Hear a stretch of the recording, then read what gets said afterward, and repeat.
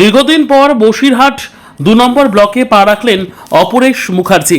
১৯৯৩ সালে তৃণমূল কংগ্রেস প্রতিষ্ঠার সময় থেকেই দলের সঙ্গে যুক্ত খোলাপোতা গ্রাম পঞ্চায়েতের দুবারের প্রাক্তন প্রধান ও বর্তমান বসিরহাট ২ নম্বর ব্লক পঞ্চায়েত সমিতির সদস্য অপরেশ মুখার্জি। তিনি দীর্ঘদিন পর আজ বসিরহাট ২ নম্বর ব্লক অফিসে আসেন। ব্লকে পৌঁছে তিনি সরাসরি বিডিওর চেম্বারে যান এবং সেখানে কিছুক্ষণ প্রশাসনিক বিষয় নিয়ে আলোচনা করেন। দীর্ঘদিন পর অপরেশ মুখার্জির ব্লকে আগমনকে কেন্দ্র করে ব্লকের কর্মচারী থেকে শুরু করে সাধারণ মানুষের মধ্যেও আবেগঘন পরিবেশ তৈরি হয়। তার সঙ্গে দেখা করতে অনেকে এগিয়ে আসেন এবং পুরনো দিনের স্মৃতিচারণাও করেন। সাংবাদিকদের মুখোমুখি হয়ে তিনি ঠিক কি জানাচ্ছেন শোনাবো আপনাদের।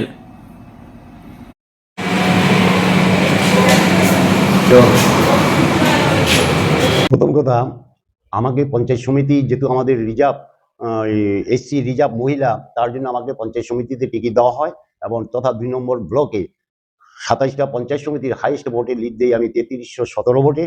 তা সত্ত্বেও যেদিন আমাদের সভাপতি গঠন হবে, আমি জানি যে খোলাপোতার টিকা প্রায়োরিটিটা যে কোনো লোক পাবে, ২৭ জনের মধ্যে যে কোনো একজন যার ভেতরে স্বচ্ছতা আছে।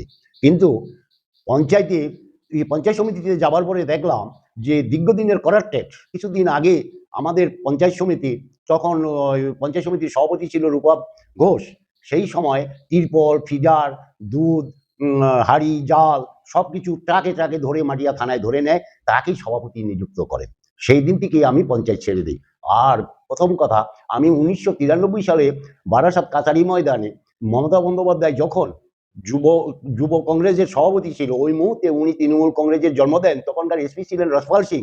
তখন ওখানে গুলির অর্ডার আসে, কিন্তু ফায়ারও হয়। আমরা খোলাপোতা থেকে ৫টা ব্যক্তি গিয়েছিলাম, তার মধ্যে আমি নামটা বলে দিচ্ছি: হারান মণ্ডল, সিদ্দিক মণ্ডল, শ্যামল কর্মকার, আমি আর মানিক মণ্ডল। এই ৫ জন গিয়েছিলাম। কিন্তু আমরা গুলির মাঝখানে পড়েও তখন থেকে আমরা তৃণমূল কংগ্রেসটা করি। ১৯৯৮ সালে ফার্স্ট তৃণমূল কংগ্রেসের জন্ম হয় ১ম জানুয়ারিতে। সেই দিন আমাদের খোলাপোতা পঞ্চায়েতে মহিলা ওবিসি মেম্বার হয়। সেই সময় আমরা মায়া গাইনকে দাঁড় করাই, কিন্তু মায়া গাইন ভদ্রমহিলা ওই ৫টি বছর আমার হাতেই দেয় সংগঠনের দায়িত্বটা ওই গ্রামে। পরপর আমাকে পার্টির থেকে ওয়ার্কিং প্রেসিডেন্ট মানে সহসভাপতি হিসাবে নিযুক্ত করেন অঞ্চলের। তারপরে আমি প্রথম ২০০৩ সালে ভোটে দাঁড়াই এবং সিপিএমের রমরমা বাজার, সিপিএমের ডন বাদশাহ আবুজমান সর্দার, তাকে প্রকাশ্যে অনেকেই বলতো ডন, যাই হোক, তার এগেনস্টে আমি পরপর দুবার তাকে হারাই। এমনকি প্রাক্তন প্রধান শ্যামল শৈলের সময়েও আমি পঞ্চায়েতে দাঁড়িয়ে ফার্স্ট ২ নম্বর ব্লকের আমি তৃণমূল কংগ্রেসের সদস্য ৭ ভোটে আমি জিতি। যাক, পার্টি আমাকে বিরোধী দলনেতা করলো। তখন কংগ্রেসের সভাপতি আব্দুল মাজেদ মণ্ডল মাস্টারমশাই, উনি ছিলেন কংগ্রেসের সভাপতি। উনি আমাকে ওই বিরোধী দলনেতার অ্যাপয়েন্টমেন্ট দেয়। আমি সেইভাবে লড়াই করবার পরে তারপরে আবার ২০০৮ সালে এসসি প্রধান হয় লক্ষ্মীরজক বিশ্বাস, তখন আমি শিল্প সঞ্চালক। তারপরে ২০১৩ সাল থেকে আমি ২০২৩ সাল পর্যন্ত দুবারের প্রধান হয়ে আমি পঞ্চায়েতকে সুষ্ঠুভাবে পরিচালনা করতে পেরেছি। না পেরেছি, আপনারা আছেন, আপনারা খোলাপোতা গ্রাম পঞ্চায়েত তথা ২ নম্বর ব্লক তথা বসিরহাট জেলা, আপনারা আলোচনা করে দেখতে পারেন। আজকে একটি যাওয়ার কারণ যে এখন পাপ মুক্ত হয়ে গেছে। কারণ আমি সবসময় প্রতিবাদ করে চলতাম। আমি ব্লকে আজ পর্যন্ত ব্লক থেকে আমি একটা সুতো আমি পাইনি। জানি না সেই সুতোটা, তিরপলটা, চালটা, কৃষিদ্রব্য মাল কে বিডিও সাহেব খেয়ে ফেলেছেন না ওই সভাপতি সাহেব খেয়ে ফেলেছেন। হ্যাঁ, সেই জন্য আমি যাইনি।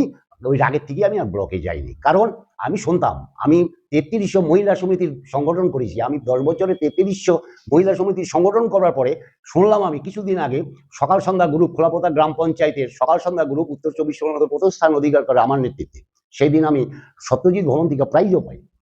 কিন্তু তার পোশাকও নাকি শুনছি, পোশাকের টাকাও নাকি ব্লক থেকে অন্যায়ভাবে তুলে খেয়ে ফেলেছে। আর অন্যান্য আনুষঙ্গিক ব্যাপারে আমার লজ্জা করে, তার জন্য আমি আর ব্লকে যাইনি। একদম দলের বিরুদ্ধে। যারা শস্য কাজ করবে তাদের রাখবে না, কারণ আমি তো তাদের পিছনে থেকে তাদের তো আমি যোগান দিতে পারবো না। আমি কাজ করেছি, মানুষের কাজ করেছি, জনগণের ভোটে জিতে এসেছি, জনগণের কাজ করেছি। এখন আপনি কি চাইছেন? আমি এখন আজকে বিডিও সাহেবের কাছে আসলাম, এসে জিজ্ঞাসা করলাম যে আমার সেই র মেটেরিয়ালস, আর আমি তো ৮টা গ্রামের সদস্য, এই পর্যন্ত কি কাজ হয়েছে তার একটা ডকুমেন্টস যদি আমাকে দেন, আমি দেখছি যে কাজটা সঠিক হয়েছে না ব্যাঠিক হয়েছে।